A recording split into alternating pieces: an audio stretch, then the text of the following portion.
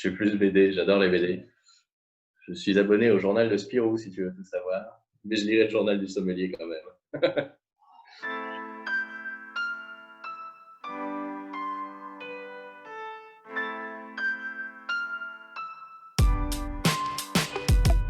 Je suis Joran. Je suis né et j'ai grandi en Bretagne. Et j'habite en Belgique depuis combien 7 ans 6 ans, 7 ans. Et j'ai fait des études d'ingénieur. Ingénieur des trucs et des machins pour résoudre des problèmes et améliorer des bidules. Et j'ai ouvert à Bruxelles ici la Cidrotech, donc premier bar de Belgique dédié aux cidres et poirées de un petit peu partout en Europe.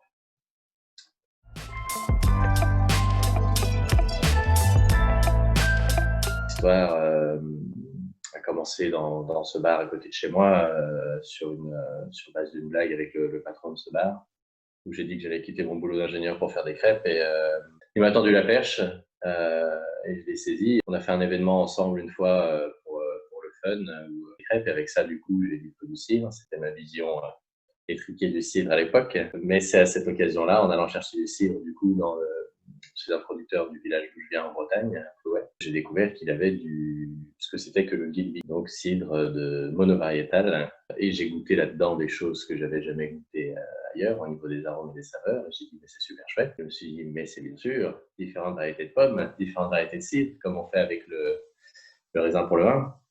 Et c'est là que ma curiosité a été piquée et que j'ai été chercher un peu plus. Et j'ai trouvé ce vieux bar qui était tout pourri, dans le sens littéral du terme. Vraiment, le bâtiment était en ruine. Et puis j'ai ouvert mon bar à cidre et poiré. L'ouverture du bar ici, c'était fin août 2019. Donc j'ai fait 6 mois d'ouverture et 2 mois de confinement.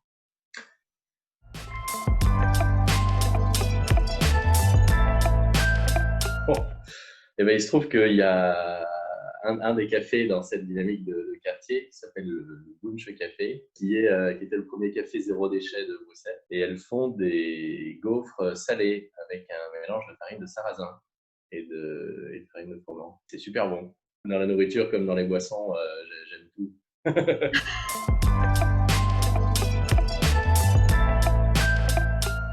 Et oui, bien sûr que oui. Les gens sont surpris. Oui, il y a du cidre ailleurs qu'en Bretagne et en Normandie, parce qu'en fait, il y a du cidre partout où il y a de la pomme, et c'est-à-dire dans toutes les régions tempérées du monde. En fait, partout sur la planète, dès qu'il y a du sucre, l'humain le transforme en alcool, donc il fait avec ce qu'il a sous la main. Il y a une pomme, mais il y a du cidre. Donc oui, en Belgique, il y a eu, en fait, comme dans beaucoup de régions en France et en Europe, on a connu une très grande époque il y a 150, 200 ans et qui a été bien oublié. Mais donc, il y a un retour aujourd'hui. Quand j'ai ouvert le bar début septembre, j'en connaissais deux. Première semaine d'ouverture, il y en a un autre qui est venu se présenter à moi. Là, début du confinement, j'ai créé à ce moment-là une box de cidre belge avec 6 références, 6 producteurs différents de cidre belge. Et ce qui est chouette, c'est que tous les 6 font chacun des styles différents. Il y en a un qui va faire son cidre avec la méthode, comme on connaît, sur un cidre brut ou demi-sec. Un peu de poiré aussi, avec des variétés de poire locales, super bien. Très, très bon. Il y en a un qui va faire du cidre complètement sec, donc toujours sur les variétés locales, mais de fermentation, on va dire plus à l'anglaise, quoi. Donc le cidre monte à 7 degrés et quelques, avec 0 sucre résiduel. Petite prise de mousse en bouteille par rajout de jus frais, quoi. C'est tout. Il s'appelle Floyd Das, c'est des Flamands. Un ancien diplomate américain et qui se met à faire du cidre pour préparer sa retraite. Et lui, il part plus sur une méthode levure de champagne. Il utilise des pommes, beaucoup de pommes à couteau. Donc, il y a un truc qui est demi-sec par rapport au sucre résiduel, mais qui est déjà à 8 degrés. Il y en a un dans la liste qui est plutôt un brasseur au départ. Et du coup, lui fait du cidre à la brasseur, donc houblonné, et avec des levures sélectionnées, ouais, avec des levures sélectionnées différentes, quoi. Et puis, il y a la cidrerie du Condro qui, eux, bossent sur des variétés anciennes, locales, et qui font tout en fût de chêne, de la fermentation jusqu'à la bouteille, donc avec tout un caractère aussi. Enfin voilà, on a sur seulement 6 producteurs, on a 6 styles vraiment différents. Donc c'est très chouette à ce niveau-là.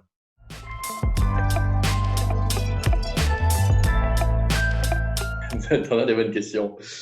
Je vais dire poiré, quand même. Je pense que c'est quand même dans les poirées que j'ai mes plus grosses claques. La poire, ça peut être tellement, tellement fin, tellement des aromatiques de dingue qui sortent du fruit tout seul. Citer encore quelques noms, la semaine passée, le fameux restaurant, des copines qui ont un resto à côté, restaurant de Chabrol, proposaient avec moi des accords mets et cidre, donc les gens peuvent acheter des bouteilles avec leur plat. Et je leur ai mis là-dessus justement le poiré Fosset de Jérôme Forget. Si on parle de poiré qui met des claques, moi quand j'ai goûté ce truc-là, c'est de la poire ça. Le truc qui goûte les agrumes à fond, c'est sec. Plus c'est sec et plus c'est bien. J'aime pas vraiment le sucre. Et ce poiré, c'est cette variété de poire qui est là toute seule et qui dit ce qu'elle a à dire. Et les arômes sont absolument dingues. T'as chez Tom Oliver en Angleterre, ce poiré c'est une variété de poire avec mon accent pourri, Black and Red. C'est pareil, quoi. C'est cette poire-là toute seule qui fait des miracles. Dans les cidres, il y a des variétés de pommes aussi qui vont donner des trucs dingues tout seuls. Mais sinon, mes plus grosses claques côté cidre vont être sur des cidres travaillés et vieillis en fût de ceci ou avec des traitements un peu spéciaux. Que la poire peut avoir le fruit tout seul sans travail particulier qui donne des plus grands waouh.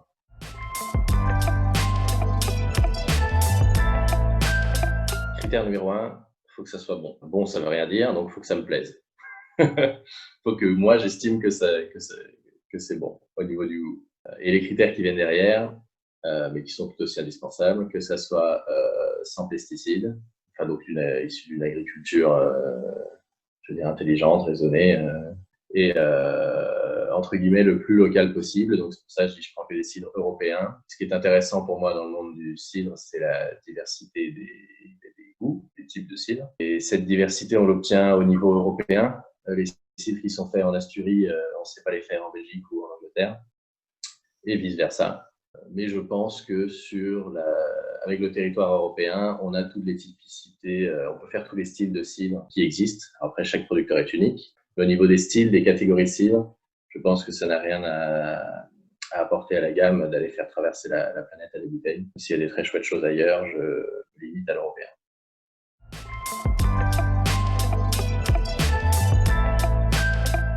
Je suis plus BD, j'adore les BD. Je suis abonné au journal de Spirou, si tu veux tout savoir. Mais je lirai le journal du sommelier quand même.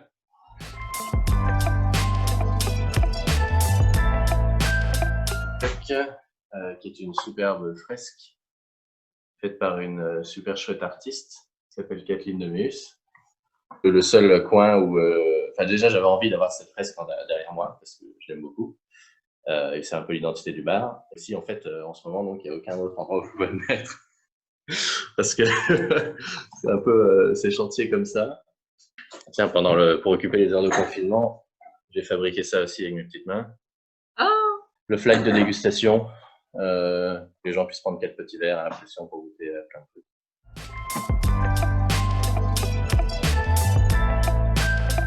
Ouais, bah, sur absolument tout. Je pense que pour n'importe quel... Oui, non, mais c'est pas une blague.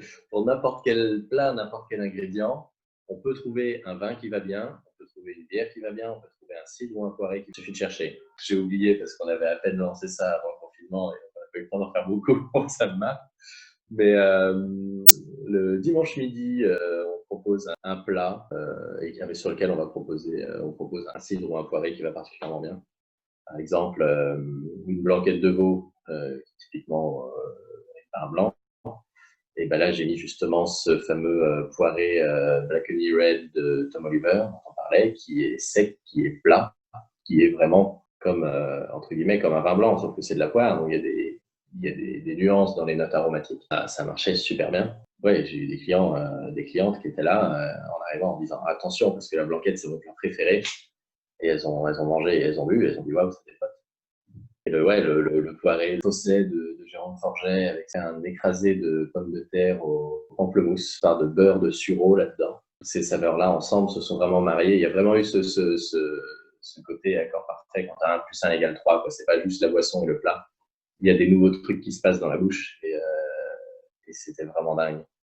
Sur le plat, un parmentier de cuisse de canard confite, patate douce à l'estragon. Dessus, j'ai mis le casque obligatoire de Damien Lemasson, donc cidre plié en fût de Calvados, et avec des tanins, avec de la puissance alcoolique aussi.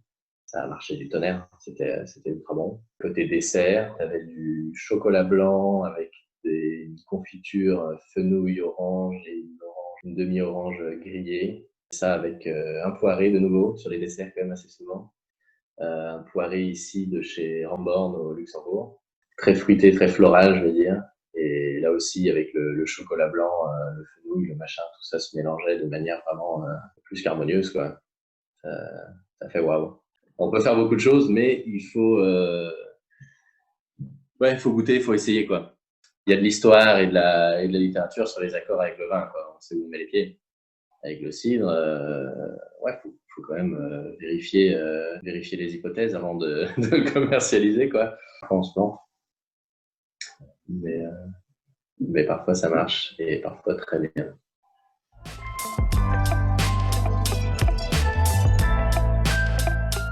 Moi, mon établissement, il marche.